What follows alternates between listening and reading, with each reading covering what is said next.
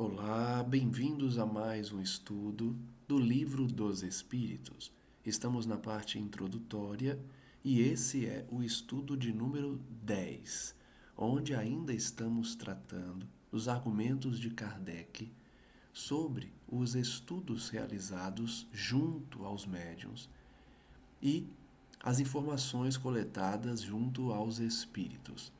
Já passamos por diversas argumentações do mestre francês, especialmente sobre as controvérsias existentes para aqueles que duvidam da existência dos espíritos. E estamos agora na parte em que ele ainda trata da identificação da mensagem. Como identificá-la, como verificar se a mensagem é de um espírito elevado ou não. Então, no item 13, ainda da introdução, Kardec vai continuar tratando desse tema que a gente já vem falando há alguns estudos. Como identificar a mensagem, o teor dela, a elevação do espírito em relação à informação dada e também quais os obstáculos encontrados por Kardec a fim de elaborar a doutrina. Ele começa então esse item dizendo que as observações também levaram ele a encontrar alguma dificuldade na divergência da linguagem dos espíritos comunicantes, as diferenças que se verificam na linguagem apresentada pelos espíritos evocados. Ele diz que essa linguagem é diferente uns dos outros, do ponto de vista de conhecimento e de moralidade. E aí, de forma muito lógica, ele traz que no mundo também é assim. Se nós perguntarmos qualquer tema a um sábio ou a um ignorante, teríamos respostas diferentes aqui na Terra. O mesmo se dá em relação aos espíritos, porque a questão pode ser resolvida tanto por um espírito superior quanto para um espírito inferior, ignorante ou mau, conforme a categoria que esse espírito vai ocupar. Da mesma forma que acontece aqui. Podemos perguntar algo de qualquer ciência ou qualquer tema para um sábio, para um ignorante ou para um gracejador, ou seja, uma pessoa que gosta de brincar, gosta de fazer gracinhas. Na espiritualidade também temos esses que fazem as gracinhas para rir de nós, para colocar em situações ridículas muitas vezes os médiuns. Então, da mesma forma que aqui na Terra nós encontramos pessoas de diversas categorias intelectuais, no plano espiritual também. Por isso, o ponto essencial é, como já ensinado por Kardec, identificar o conteúdo da mensagem para descobrir quem está dando essa mensagem. Ele prossegue, mas ponderam como se explica que os tidos por espíritos de ordem superior nem sempre estejam de acordo. Então, além do problema da linguagem e dos diferentes níveis de espíritos, nós temos as interpretações diferentes, mesmo que se tratem de espíritos superiores. Kardec então explica que, em primeiro lugar, independente da causa da contradição, também há outras que exercem influência sobre a natureza das respostas. Então, além dos níveis, além das categorias, existem outras questões que influenciam na resposta. Tudo relacionado à probidade dos espíritos, ou seja, se o espírito é sério, se o espírito é zombeteiro ou ignorante. Este é um ponto capital, diz Kardec, cuja explicação alcançaremos pelo estudo. Mais uma vez, estudar o conteúdo das mensagens auxilia a encontrar a origem dessa mensagem. Qual tipo de espírito, qual classe de espírito deu determinada mensagem. Por isso, é que dizemos que estes estudos requerem atenção demorada, observação profunda e, sobretudo, como exige todas as ciências humanas, continuidade e perseverança. Ele está repetindo, nós já vimos isso, né? É preciso ter perseverança, é preciso ter assiduidade, continuidade no estudo e na prática, a fim de encontrar as respostas desejadas. Ele prossegue no mesmo raciocínio, dizendo que para se formar médicos são precisos muitos anos para formar um médico normal, medíocre, e 3/4 partes da vida para chegar-se a um sábio. Então ele está falando da questão da especialidade, né? Em qualquer área. Tem o tempo do bacharelado e tem o tempo da especialização. Então, comparando ao necessário estudo que o indivíduo deve possuir na questão espiritual, da mesma forma que os médicos precisam estudar muito para serem medíocres no início e experts, especialistas, depois de muitos anos. Como pretender-se em algumas horas adquirir a ciência do infinito? Então, se para formar um médico, de maneira a ser um especialista, é necessário muitos anos, que dirá o estudo de uma doutrina que abre as portas para as questões do universo. Uma encarnação não é suficiente. Por isso que nós reencarnamos e estudamos o Espiritismo já há muitas reencarnações. Para adquirir a ciência do infinito é necessário muito estudo. Ninguém, pois, se iluda. O estudo do Espiritismo é imenso, diz Kardec. Até hoje nós estamos estudando e não sabemos nem 10% do mundo espiritual. É um estudo imenso. Um mundo que se abre diante de nossos olhos. Interessa a todas as questões da metafísica e da ordem social. Hoje, com a física quântica, nós vamos começando a entender as questões das dimensões, dos universos paralelos, das características dos elétrons, dos átomos, da teoria das ondas magnéticas, elétricas, em que se demonstra a existência de um plano extrafísico já discutido pela ciência convencional, pela física, com a teoria das cordas, dos buracos negros, os buracos de minhoca em que se fazem as viagens entre essas dimensões. Então a física quântica tem estudado essas questões e a mecânica quântica também, sendo que Kardec já falava que o Espiritismo demanda um estudo aprofundado, demorado, perseverante, que atende questões da metafísica. Será a física quântica que demonstrará a existência do plano espiritual de forma a atender às exigências dos sábios da Terra, dos cientistas, porque já vem se demonstrando que existem planos diferentes do plano físico e que a própria matéria, ela não é propriamente matéria, mas sim energia, da mesma forma que nós aprendemos no Espiritismo já há muitos anos. Ninguém, pois, se iluda, é necessário estudar, e muito. É isso que buscamos aqui no canal, mas ainda engatinhamos nesse estudo. Será de admirar que o efetuá-lo demande tempo, muito tempo mesmo? Pergunta Kardec. Então, não é de se estranhar quando Kardec diz que para compreender o Espiritismo é preciso muito e muito estudo e, consequentemente, muito e muito tempo que nós nos dedicamos nessa encarnação e em outras, além do estudo no intervalo das reencarnações. Ele prossegue: a contradição, demais, nem sempre é tão real quanto possa parecer. Então ele volta ao tema desse item, que é a suposta contradição nas respostas dos espíritos superiores. Ele diz que essa contradição é aparente. Não vemos todos os dias homens que professam a mesma ciência divergirem na definição que dão de uma coisa?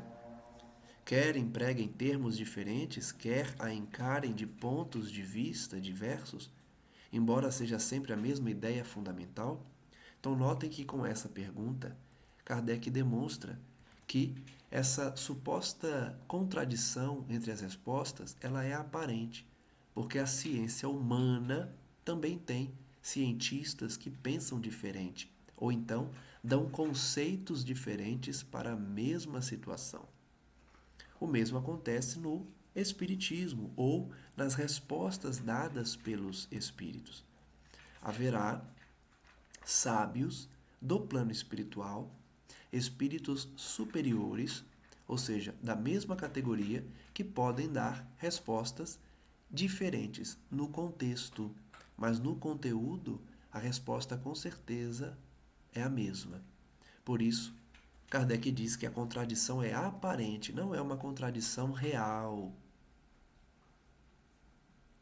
Se são espíritos superiores, falam das mesmas coisas, concordam sobre os mesmos temas.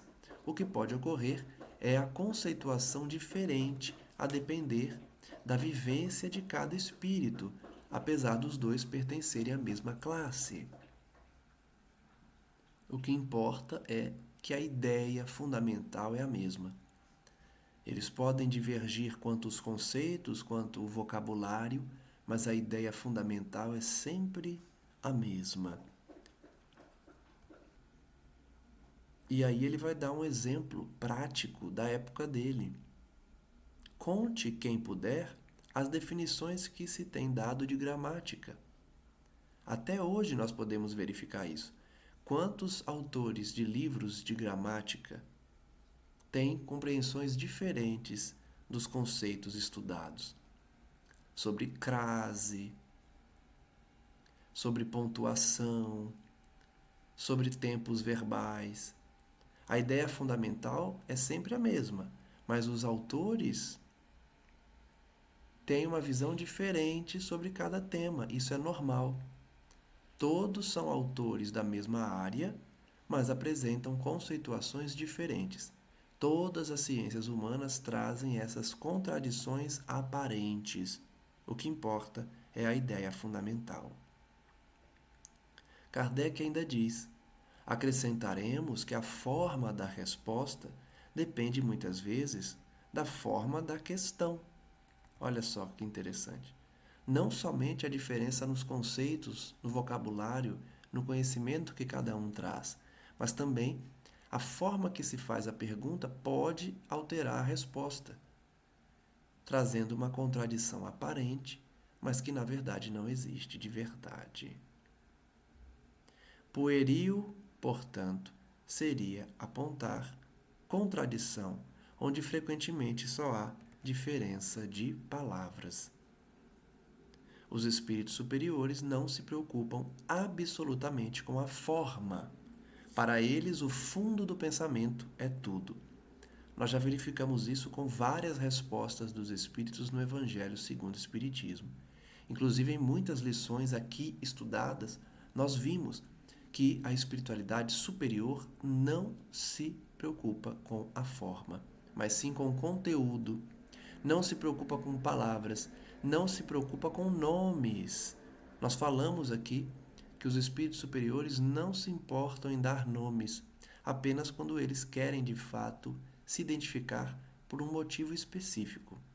A maioria, portanto, não se preocupa com esse nome, até porque já teve vários nomes pelas sucessivas reencarnações. Então, da mesma forma, o raciocínio sobre as aparentes contradições, a espiritualidade não se preocupa com o nome que se está dando, mas sim com o conteúdo da mensagem. O fundo do pensamento é tudo, ou seja, o objetivo, a mensagem real por trás. Tomemos, por exemplo, a definição de alma, que a gente já viu aqui num dos primeiros estudos, se não foi o primeiro, a gente trouxe os conceitos de alma. Carecendo este termo de uma acepção invariável, compreende-se que os espíritos como nós divirjam na definição que dela deem. Um poderá dizer que é o princípio da vida, outro chamar-lhe centelha anímica, um terceiro afirmar que ela é interna, que é externa, etc., tendo todos razão, cada um do seu ponto de vista. Então, esse exemplo da alma, do conceito de alma, explica muito bem o que ele está falando aqui. Cada um vai dar uma conceituação diferente e todos estão corretos. Porque cada um traz uma característica da alma que ele enxergou. Então não é possível afirmar você está errado. Não. Você teve um ponto de vista sobre uma característica da alma. Está correto. Outros estudiosos terão outros pontos de vista. Poder-se-á mesmo crer que alguns deles professem doutrinas materialistas e, todavia, não ser assim. Outro tanto acontece relativamente a Deus. Será o princípio de todas as coisas, o Criador do universo, a inteligência suprema, o infinito, o grande Espírito, etc., etc. Então vejam que ele dá mais um exemplo. Além do conceito de alma, o conceito de Deus. Cada um vai trazer uma característica da divindade e todos estarão corretos. Muitas vezes alguém é acusado de pertencer à doutrina materialista, quando na verdade não é, porque traz um conceito que parece associar-se com o materialismo, mas quem faz uma análise superficial vai logo acusar esse indivíduo de ser materialista, quando na verdade ele apenas adota um entendimento, um conceito diferente da grande maioria. Sobre o conceito de Deus, portanto, nós também identificamos que muitas pessoas podem ter compreensões diversas, mas que trazem, cada um, à sua maneira, as características do Altíssimo. Em definitivo, será sempre Deus, mesmo que chamemos de centelha, maior, ou o Criador do universo, o princípio de todas as coisas. Não importa como o chamemos, mas sim que o identifiquemos pela nossa ideia de que se trata de um ser superior, de um ser absolutamente perfeito. Citemos finalmente a classificação dos espíritos. Então ele ainda vai dar um terceiro exemplo. Eles formam uma série ininterrupta, desde o mais ínfimo grau até o grau superior. É a classe dos espíritos, Kardec já trouxe, né? E nós vamos estudar também mais aprofundadamente, de forma aprofundada. Então temos na classe dos espíritos os inferiores até o mais alto grau de superioridade. A classificação é, pois, arbitrária. Não há como alterar essa classificação a fim de compreendermos esses níveis. Ela é uma classificação determinada por Kardec. E ele próprio explica que, na prática, não vai ser exatamente como ele trouxe na classificação. Por quê? A classificação é meramente para o nosso aprendizado, para a nossa compreensão. É uma forma didática de apresentar a classe dos espíritos.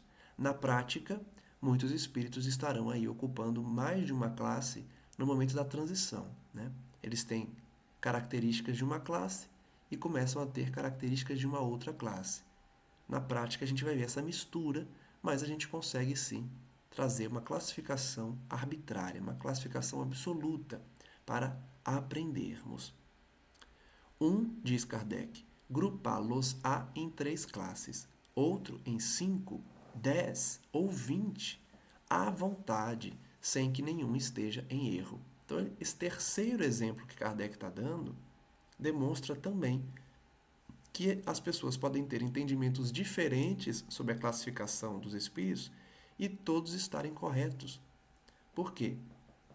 Todos trazem características diferentes de um mesmo tema. Alguns agrupam as classes em 3, outras em 5, 10, 20, enfim.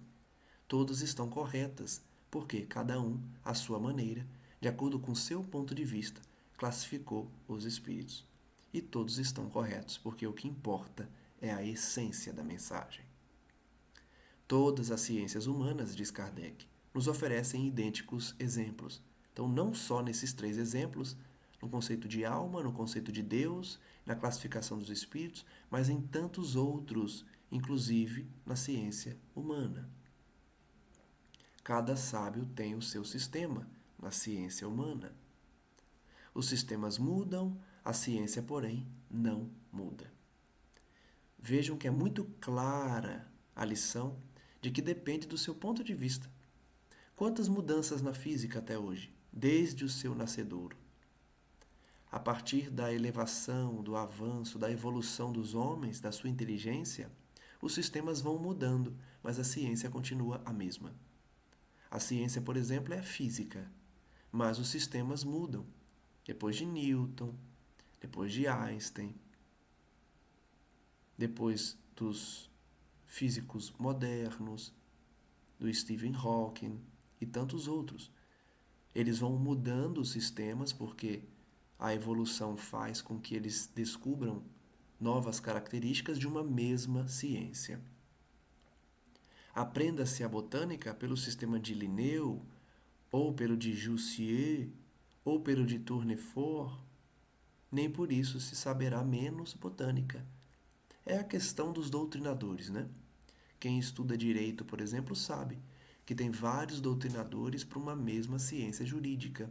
Direito penal, direito civil, direito constitucional, direito tributário, enfim. Teremos vários autores que podem divergir no entendimento dos conceitos, mas a ciência continua a mesma. Deixemos, consequentemente, de emprestar a coisas de pura convenção mais importância do que merecem, para só nos atermos ao que é verdadeiramente importante, e não raro, a reflexão fará se descubra, no que pareça disparate, uma similitude que escapara a um primeiro exame. Então Kardec finaliza esse item dizendo o seguinte: paremos de nos preocupar com coisas pequenas, como forma, rótulo, nome, palavra. Isso é pequeno, isso é coisa pueril, isso é uma convenção humana que exige conceituações idênticas, por exemplo. Tenhamos uma maior análise, façamos uma maior análise, nos preocupemos mais com o conteúdo, não com a forma. Preocuparmos-nos com o que realmente importa. Quando fizermos assim, descobriremos que uma aparente contradição, na verdade, não trata de erro, e sim de visões diferentes. Continuemos no estudo que Kardec realizou, analisando o item 14 da introdução. Ele continua a ensinar. Passaríamos de longe pela objeção que fazem alguns céticos a propósito das faltas ortográficas que certos espíritos cometem, se ela não oferecesse margem a uma observação essencial. Então, notem, Kardec vem tratando de diversos obstáculos nas comunicações que trazem algumas dúvidas para quem está conhecendo a doutrina. E também serve de combustível para os céticos, para os críticos. Eles vão dizer que a doutrina é uma doutrina farsante, mentirosa, porque, como vimos nos itens precedentes, os espíritos entram em contradição, eles acham estranho a ideia de figuras ilustres da história atenderem ao pedido de Kardec e se apresentarem na reunião mediúnica.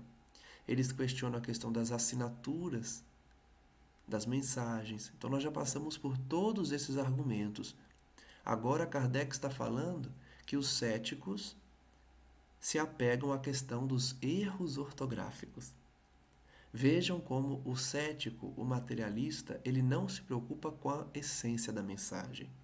Ele não se preocupa com o conteúdo da mensagem. Ele fica procurando defeito. Ele fica procurando uma brecha para ele poder argumentar. Tá vendo? Um espírito superior ia cometer erro ortográfico? Até faz sentido, né? Kardec está dizendo, olha, eu ia ignorar essa parte. Eu ia ignorar essa acusação de que o Espiritismo é uma mentira porque eu identifiquei erro ortográfico nas mensagens dos médiuns. Mas Kardec diz que decidiu não ignorar esse ponto porque ele traz uma observação essencial. Vamos ver o que Kardec diz que seria essa observação essencial no que tange aos erros ortográficos. Ele diz: a ortografia deles nem sempre é irreprochável, nem sempre a ortografia dos espíritos é perfeita. Mas grande escassez de razões seria mister para se fazer disso objeto de crítica séria. Por isso que ele quase ignorou. Ele está dizendo: vejam, o médium interfere na mensagem muitas vezes. Ou então, por um lapso, a ortografia não foi corretamente inserida no texto. Não é por isso que a gente vai desconsiderar uma mensagem belíssima, por exemplo, porque o conteúdo dela, filosófico, religioso, artístico, não pode ser menosprezado por conta de algum erro ortográfico que o médium acabou ali falhando, ou o próprio espírito não trouxe um conhecimento perfeito sobre determinada escrita. Ele diz então que isso não é suficiente para uma crítica séria. Dizer que a mensagem é inverídica porque contém erro ortográfico. Quantas sentenças nós vemos na atividade da advocacia, por exemplo, que apresentam erros ortográficos, petições? Nem por isso nós vamos desconsiderar o conteúdo da sentença, da decisão. O mesmo se dá com o conteúdo das cartas recebidas, das mensagens recebidas, não é? Do além. Kardec diz que isso não é suficiente porque os espíritos devem saber ortografia, mas isso não significa que não estão sujeitos a erros. Os céticos vão dizer: olha, os espíritos sabem ortografia, não deveriam errar. Kardec então explica: olha, em relação a essa acusação, nós temos muitos argumentos. Porque aqui na Terra, nós vemos os sábios cometerem pecados desse gênero, erros desse gênero, o que, entretanto, não lhes diminui o mérito. Então, como eu disse, da mesma forma que aqui na Terra nós identificamos textos com erros ortográficos, no além também. E isso não é suficiente para desprezar o conteúdo. Nós não vamos desprezar o livro de um sábio, porque em alguns trechos há incorreções ortográficas. Isso é um absurdo. Não diminui o mérito do sábio. Há, porém, no fato uma questão mais grave. Para os espíritos, principalmente para os espíritos superiores, a ideia é tudo, a forma nada vale. Ele repete o que a gente vem falando aqui por diversas vezes e já falamos inclusive hoje. Para os espíritos superiores não importa a forma, mas sim o conteúdo. E isso vale para nós todos, hein?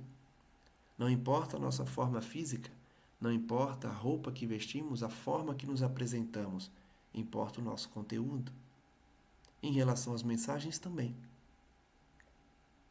Livres da matéria, a linguagem que usam entre si é rápida como o pensamento, porquanto são os próprios pensamentos que se comunicam sem intermediário.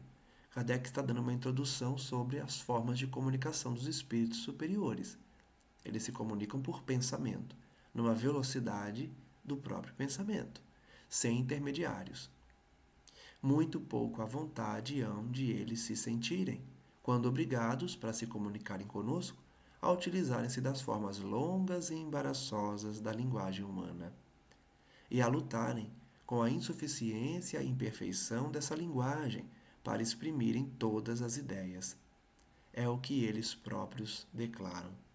Então, Kardec está explicando, olha, além da comunicação por pensamento que os espíritos superiores realizam entre eles são obrigados, quando se comunicam conosco aqui na Terra, por intermédio de um médium, a utilizar a nossa linguagem longa, excessiva, embaraçosa, nas palavras de Kardec. Então, eles estão acostumados a se comunicarem com o pensamento. Imaginem ter que adaptar essa comunicação para falar por meio das linguagens humanas.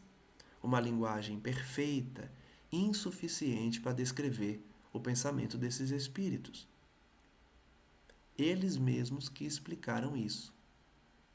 Por isso mesmo, bastante curiosos são os meios de que se servem com frequência para obviarem a esse inconveniente.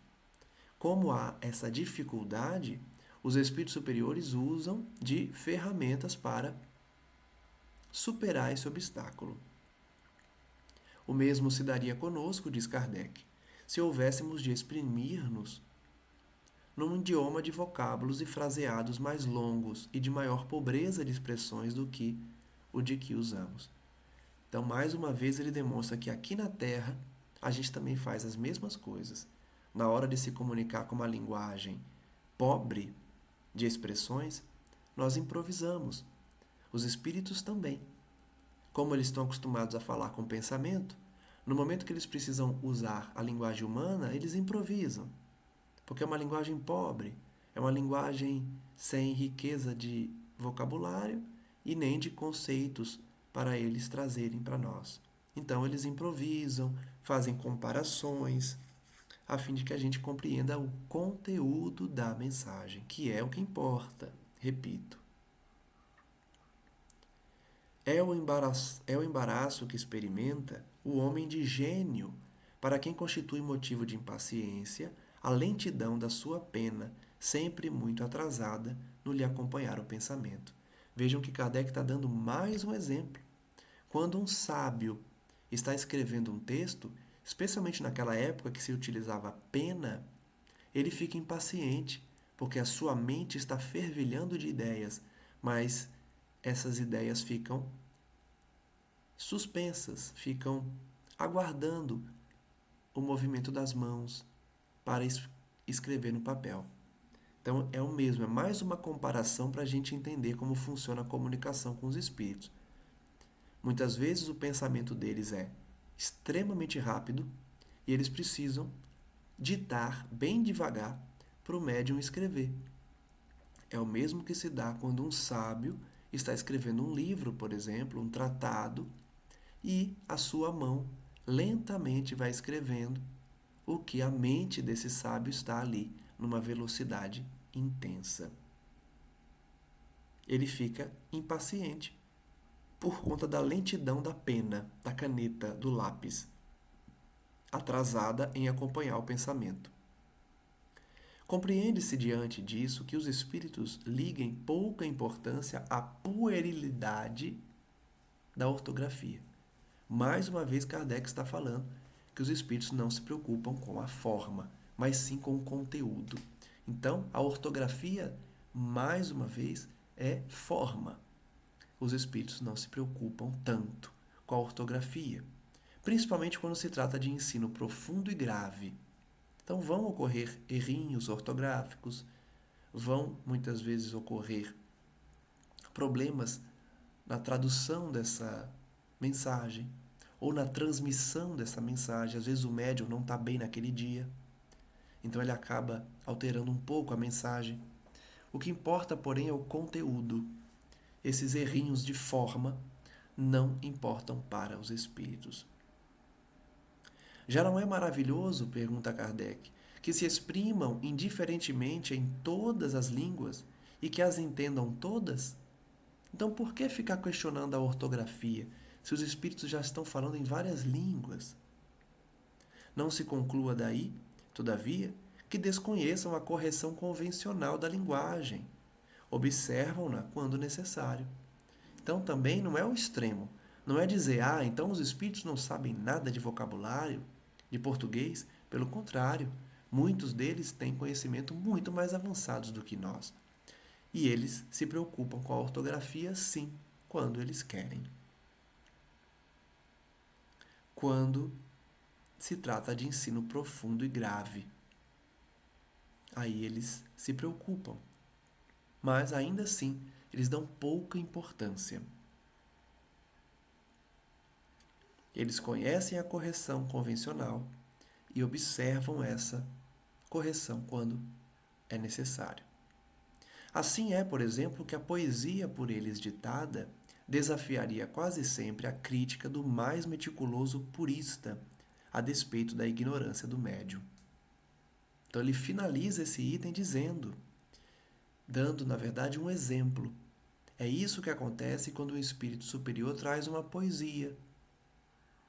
E essa poesia, apesar de errinhos ortográficos, se colocados por um expert, ele vai verificar que o médium que escreveu não tem conhecimento suficiente para escrever uma poesia tão bela, por exemplo. O que importa, portanto, é o conteúdo da mensagem. As provas que os espíritos dão estarão no conteúdo e não na forma.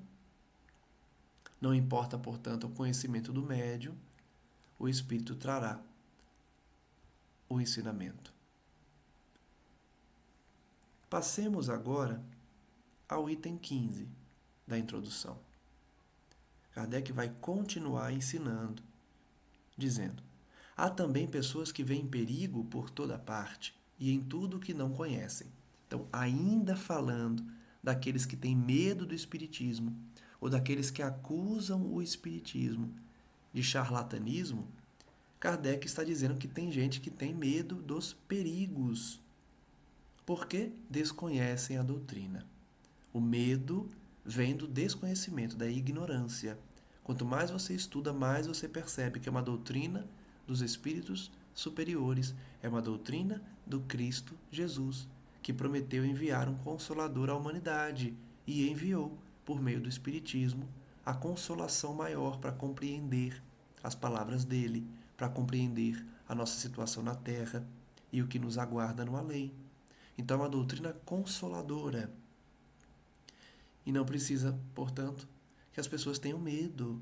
Não é necessário o medo, que é fruto da ignorância, da falta de conhecimento da doutrina. Daí a pressa com que, do fato de haverem perdido a razão alguns dos que se entregaram a esses estudos, tiram conclusões desfavoráveis ao Espiritismo.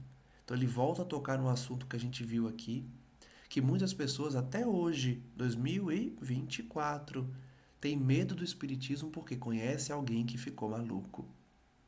Conhece alguém que perdeu a razão por causa do Espiritismo e aí tem medo. Pessoas que começaram a estudar a doutrina e enlouqueceram. Tudo fruto de superstição, não é? A gente vai encontrar pessoas que enlouqueceram em todas as áreas, estudiosos de todas as áreas. Por que achar que alguma pessoa não teria o mesmo fim ao estudar o Espiritismo?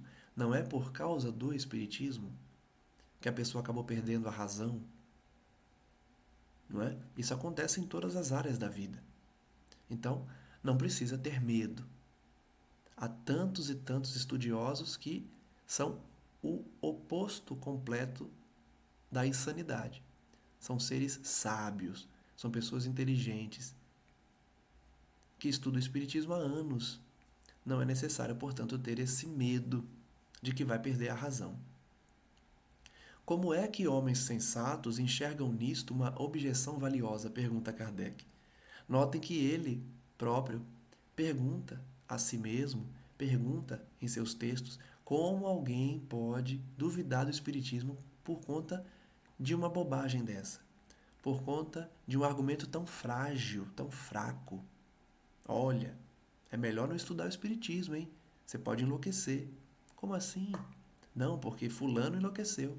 Então, pegar um exemplo de alguém que poderia estar obsidiado, de alguém que enlouqueceu por outro motivo, de alguém que acabou perdendo a razão, mesmo que não estudasse o Espiritismo, e dizer que é culpa dos espíritos, dizer que é culpa do estudo dessa doutrina, como pode alguém fazer essa objeção? Pergunta Kardec. Como pode? Não se dá o mesmo com todas as preocupações de ordem intelectual que empolguem um cérebro fraco? Então veja, ele está dizendo, tem gente que enlouquece porque o cérebro é fraco. Isso acontece em várias ciências, não somente na ciência espírita. Quem será capaz de precisar quantos loucos e maníacos os estudos da matemática, da medicina, da música, da filosofia e outros têm produzido? Então, como eu já falei, né? em todas as ciências, há o risco da pessoa enlouquecer, não por conta da ciência, mas porque faltou nesse indivíduo um cuidado com a sua saúde mental, ou pode ser fruto de uma obsessão ferrenha, que é o mais comum. Dever-se-ia, em consequência, banir esses estudos? Pergunta Kardec. Mais uma vez ele utiliza esse tipo de argumentação. Não é a primeira vez. Para várias perguntas, para vários questionamentos dos céticos, Kardec pergunta: então, peraí, porque uma ciência traz um certo perigo, você vai banir essa ciência? Então teríamos que banir a química, a física, a própria matemática e tantas outras ciências que trazem um perigo ainda que mínimo aos seus estudiosos. Eu já falei aqui, em outros exemplos, se um químico errar na dosagem de certa substância, ele pode causar uma explosão no laboratório. E só por isso você vai abandonar a química? Não. Você vai estudar, você vai entender, você vai testar, colocar em prática para evitar a explosão. E ainda que exploda, serve de ensinamento. Não se deve misturar tal substância com aquela outra, em tal medida, porque isso causa uma explosão. Isso também é conhecimento, através da tentativa e erro. Com o Espiritismo é a mesma coisa. Você não vai banir o Espiritismo porque algumas pessoas que estudam acabam perdendo a razão, que pode ser por N motivos, como eu já disse. Que prova isso? Pergunta Kardec. Nos trabalhos corporais, estropeiam-se os braços e as pernas, que são os instrumentos da ação material. Olha só como ele é lógico, como ele é racional. Tem trabalhos manuais que a pessoa acaba sofrendo acidentes, perdendo as pernas, os braços. Você vai banir esse trabalho manual? Não. Você vai instaurar medidas de segurança, capacete, luva, enfim, que são aquelas ferramentas para os trabalhadores. Então você não vai banir o trabalho braçal, você vai protegê-los. É o mesmo raciocínio para toda a ciência. Nos trabalhos da inteligência, estropeia-se o cérebro. Então, se no trabalho manual há um risco de lesão aos membros, no trabalho intelectual há um risco de lesão ao cérebro. É natural, que é a sede do pensamento. Mas, por se haver quebrado o instrumento, não se segue que o mesmo tenha acontecido ao espírito. Então, ainda tem essa questão. Mesmo que traga um certo perigo à condição física do indivíduo, esse perigo não se aplica aos espíritos. Este permanece intacto e, desde que se liberte da matéria, gozará tanto quanto qualquer outro da plenitude das suas faculdades. No seu gênero, ele é, como homem, um mártir do trabalho. Então veja que Kardec está destacando que o cérebro também é um instrumento de trabalho e que, nos trabalhos manuais e nos intelectuais, sempre haverá um risco de acidentes. Mas, ainda que o cérebro se acidente, o espírito continua intacto. Todas as grandes preocupações do espírito podem ocasionar a loucura, continua explicando Kardec, demonstrando que não é por conta da ciência espírita que o indivíduo enlouquece. As grandes preocupações podem levar alguém à loucura. As ciências, as artes e até a religião lhe fornecem contingentes. Em todas as áreas, há situações que o indivíduo pode perder a sanidade. A loucura tem como causa primária uma predisposição orgânica do cérebro, que o torna mais ou menos acessível a certas impressões. Então ele já está entrando na parte científica, demonstrando que a pessoa traz uma predisposição. Qualquer área poderia ter causado, porque ele tem a predisposição no seu cérebro. Dada a predisposição para a loucura, esta tomará o caráter de preocupação principal, que então se muda em ideia fixa, podendo tanto ser a dos espíritos em quem com eles se ocupou, como a de Deus, dos anjos, do diabo, da fortuna, do poder, de uma arte, de uma ciência, da maternidade, de um sistema político ou social. Então, Kardec está dando vários exemplos que o indivíduo pode, trazendo uma predisposição cerebral, enlouquecer por conta do abuso do excesso de preocupações em todas as áreas. Provavelmente, diz ele, o louco religioso se houvera tornado um louco espírita se o espiritismo for a sua preocupação dominante, do mesmo modo que o louco espírita o seria sob outra forma de acordo com as circunstâncias. Então é a lógica de Kardec trabalhando os conceitos, né? Para dizer que não importa o rótulo. Se a pessoa traz a predisposição, ela iria acabar enlouquecendo, ela iria acabar perdendo a sanidade em qualquer área. Digo, pois, que o Espiritismo não tem privilégio algum a esse respeito. Vou mais longe, digo que, bem compreendido, ele é um preservativo contra a loucura. Então, notem que Kardec, além de demonstrar que o Espiritismo não causa loucura, ele é uma ciência, né? A doutrina espírita é uma ciência que cura a loucura, que pode ajudar no tratamento e curar os chamados loucos, que hoje em dia não pode falar mais isso, né? Os que trazem uma insanidade mental.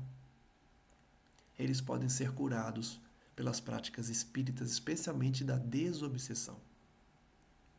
Então, o espiritismo não causa loucura, ele a cura. O espiritismo cura a loucura. Entre as causas mais comuns de sobreexcitação cerebral devem contar-se as decepções, os infortúnios, as afeições contrariadas, que ao mesmo tempo são as causas mais frequentes de suicídio. Então vejam, é uma realidade que Kardec trouxe naquela época e que se aplica até hoje. As situações da vida podem trazer a loucura ou o suicídio para a pessoa. Quantas pessoas nós vemos diariamente que enlouquecem ou tiram sua vida quando perdem um ente querido, quando terminam um relacionamento, quando tem alguma decepção, quando tem alguma infelicidade. Então vejam que as causas, tanto da loucura quanto do suicídio, e não é à toa que há uma obra de Manuel Filomeno de Miranda, né, se eu não me engano, específica sobre esse tema, suicídio e loucura, porque são dois temas que andam muito próximos uns dos outros, um do outro, já que muitas vezes o suicídio é causado por uma infelicidade que quase leva o indivíduo à loucura, ou primeiramente ele enlouquece e logo depois se suicida, ou apenas enlouquece.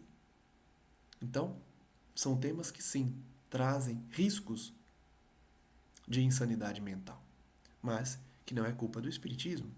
Todos estão sujeitos, e nós vemos diariamente, de todas as religiões, indivíduos que por conta de decepções, por conta de infelicidades, enlouquecem ou se matam. Ora, o verdadeiro espírita vê as coisas desse mundo de um ponto de vista tão elevado? Elas lhe parecem tão pequenas, tão mesquinhas, a par do futuro que o aguarda? A vida se lhe mostra tão curta, tão fugaz, que aos seus olhos as tribulações não passam de incidentes desagradáveis no curso de uma viagem. Então, olha só, de tudo que a gente falou nesse item, em que Kardec demonstra que o Espiritismo não causa loucura e, pelo contrário, ele ajuda a curar, ele está dizendo que quem é verdadeiramente espírita não se preocupa com os infortúnios, as decepções do dia a dia, porque sabe que são passageiras e que a vida verdadeira não é essa aqui no plano físico. Por isso, o Espiritismo é uma maneira de se evitar a loucura e o suicídio, porque dá um entendimento para o indivíduo sobre a vida atual, sobre a sua vida futura, e que as tribulações da vida não são suficientes para tirar a sua sanidade.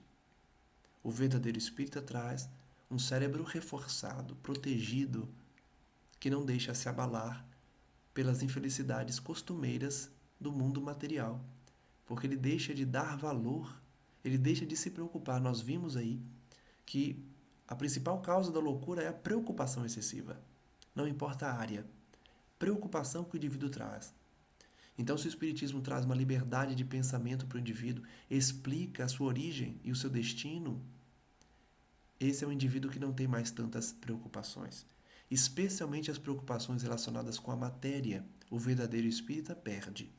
Preocupação com dinheiro, com bens materiais, com relacionamentos afetivos, com abandonos afetivos. O verdadeiro espírita não se deixa abalar com essas problemáticas. Ou, se fica entristecido, não enlouquece, porque sabe lidar de uma forma melhor. Os problemas da vida ficam menores, ficam muitas vezes pequenos, mesquinhos, especialmente quando se considera a vida futura. O que em outro produziria violenta emoção, mediocremente o afeta. Então esse termo é muito interessante. Para muitas pessoas, pode ser a pior coisa que poderia acontecer. Vamos dar um exemplo? Alguém perde o emprego. Quantos se matam por conta disso? Alguém termina um namoro. Quantos se matam por conta disso? Ou enlouquecem, que é o tema do item, né? Quantos enlouquecem por causa desses problemas? Quem é espírita de verdade, quem absorveu os ensinos espíritas, tem na perda de um emprego ou no fim de um relacionamento um problema medíocre, pequeno. Não estou dizendo que a gente não sofre. Espíritas sofremos, mas temos uma visão diferente sobre os problemas da vida. Eles se tornam menores, pequenos. Não damos tanto valor a uma perda material, por exemplo. Um carro roubado, uma casa que teve seus móveis furtados. A gente lamenta, a gente corre atrás, a gente faz o boletim de ocorrência, denuncia, mas não se preocupa tanto. Porque sabe que são bens que não pertencem a nós verdadeiramente, são empréstimos dados por Deus, e que nós vamos, com o tempo, recuperar esses bens. Ou, se não temos mais condições financeiras de recuperá-los, não damos tanta importância, porque sabemos que a vida verdadeira não possui qualquer bem material. Não levamos nada. O carro fica aí, a casa também. Não levamos absolutamente nada de material para o além. Então o verdadeiro espírita não se preocupa tanto com essas perdas que levam muitos à loucura. As amarguras da vida, por exemplo, são provas úteis ao seu adiantamento, se a sofrer sem murmurar. Essa é outra concepção que o espírita tem, apesar que muita gente tem dificuldade nisso. Mesmo espírita há muitos anos, tem dificuldade de sofrer sem reclamar. As pessoas têm uma tendência a reclamar, né? Mas o espírita verdadeiro, que já compreendeu a doutrina, sabe: as amarguras da vida são plataformas de elevação. São como uma escada que a gente vai se elevando. Quando a gente entende isso, a gente para de reclamar. Os problemas da vida não são mais objeto de reclamação. A gente compreende que é um problema que vai nos elevar. Por quê? Será recompensado na medida da coragem com que as houver suportado. Então, além de não se preocupar tanto com esses problemas, com essas problemáticas, o verdadeiro espírita sabe que terá uma recompensa por suportar sem reclamar. Deixar de reclamar é essencial para se ter essa recompensa no futuro. Não adianta ser da boca para fora, é necessário que seja uma resignação real, concreta, verdadeira. Então, recapitulando o que aprendemos no estudo de hoje, que já chegamos ao fim, é entender que o Espiritismo não causa loucura a ninguém, que os problemas ortográficos numa mensagem mediúnica não têm qualquer importância para a espiritualidade, porque eles se comunicam por pensamento e têm uma certa dificuldade em transmitir por nossa linguagem ainda tão atrasada. Além disso, o Espiritismo ajuda a curar, ajuda a melhorar aquele que traz preocupações excessivas, não sendo, portanto, causa de loucura, insanidade, mas sim uma forma do indivíduo compreender a verdadeira vida e saber lidar melhor com tudo aquilo que causa, muitas vezes, loucura na sociedade em geral. Adotemos, portanto, a principal questão do estudo de hoje, que é não valorizar os bens materiais, os bens terrenos, a fim de não ter preocupações que possam levar à loucura ou ao suicídio. Sejamos o espírita verdadeiro que compreende que os bens materiais são ferramentas de elevação e que são empréstimos divinos para usarmos para o bem da sociedade em geral, e não objetos que nós vamos carregar para sempre, ficando apegados a eles e levando ao além. Nós não levamos, nós deixamos aqui e, por consequência, nos desvinculamos mentalmente também para evitar essa prisão, para evitar esse apego que pode nos prejudicar no momento da transição para a vida espiritual. Agradeço então a todos que nos acompanham. Encerro mais um estudo pedindo a Deus o envolvimento, a proteção, e que os espíritos responsáveis pela divulgação da doutrina possam continuar nos inspirando a fim de compreendermos os ensinamentos de Kardec, da espiritualidade superior e, especialmente, transmitir àqueles que estão estudando, aprendendo conosco aqui também. Que cada um dos ouvintes possam ser envolvidos nesse momento com a paz, com a energia, com o envolvimento dos bons espíritos e que eles tenham também a mesma paz, o mesmo sentimento de serenidade, a fim de conquistar também as virtudes da alma. Que os bons espíritos possam também chegar àqueles que estão em nossos pensamentos nesse momento, que estão em sofrimento, que estão passando por expiações, e que eles tenham essa compreensão da vida, essa compreensão da espiritualidade, para que os obstáculos, os problemas, as desilusões e as amarguras não sejam causa de loucura ou suicídio. E para aqueles que já ultrapassaram esse limite, pedimos a Maria Santíssima que os envolva, que os proteja, que os resgate nesse momento tão doloroso, que não conseguiram suportar por ignorância ou desconhecimento da vida espiritual. Damos graças a Ti, Senhor, hoje e sempre, e pedimos que essa paz possa nos envolver, nos abençoar e nos guiar os passos na trajetória terrena, a fim de nos libertarmos da matéria. Que assim seja, graças a Deus. Um forte abraço a todos e até o próximo estudo.